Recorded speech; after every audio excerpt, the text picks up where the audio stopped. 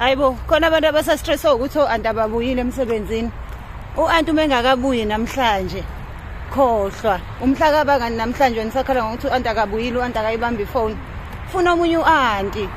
U-Aunty akasabuyi. Mina nibuye nikhohlwe ukuthi njengoba nisuke niy'phatha kabi nje iy'ngane zabantu, niy'holela no-2 cent, niy'lalisa naphansi. Nazo phela ziyaba nama-New Year's resolution nje bakuqala unyaka nje. Mhlampe no-Aunty naye uthe nje ufuna ukususa bonke abantu abatoxic empilweni yakhe.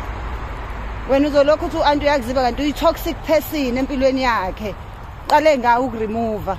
Funani abanye o-Aunty niyeke ukulebangela iy'ngane zabantu nje isicefu. Ozumphazamisa u-Aunty esesemsebenzini wakho omusha. And hopefully nizofunda isifundo ukuthi nibaphathe kahle abantu. Ayekho umuntu omane ahambe nje anyamalala.